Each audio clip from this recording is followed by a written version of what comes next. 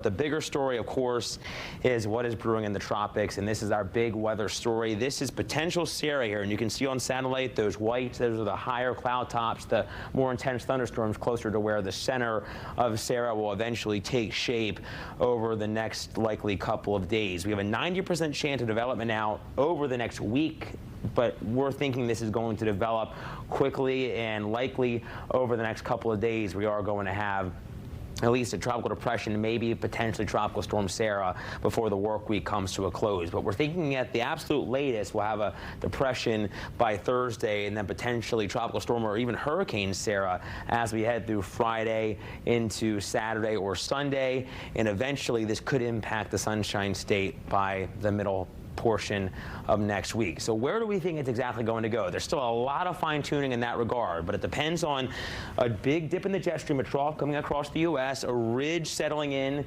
to our north and eventually sliding to the south and east. So that's going to help steer potentially Sarah up into the Gulf. But where does it go from where it is now? Well, that's the other question. Does it impact the Yucatan, or does it stay over water and stay strong? Because those are kind of the two camps right now.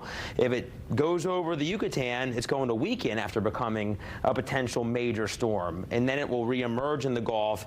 But either way, the one thing that does seem more certain is that it looks to bring some sort of impact to some part of Florida as we head through the first half of next week. So that seems to be the one thing that does seem more likely right now. But is it a stronger system or is it weaker? Now, in terms of the spaghetti data, we've added a couple more models, so to speak, a couple more pieces of spaghetti, if you will, to our data here. And you can see it does a little loop here because of the lack of steering, so to speak, in the atmosphere. But a lot of this puts it right up through the channel, splitting Cuba and the Yucatan. And if that's the case, which we've seen a lot of data, a lot of guidance supporting that, it would be the stronger system that looks to eventually shift to the north and east closer to us here at home. So there's a lot to iron out. Make sure you're staying tuned to our latest forecast and getting your information from a trusted source. Now, our Fox 35 Storm Team 70 forecast shows temperatures back into the lower 80s Thursday and Friday, and there's that refreshing, cooler shot of air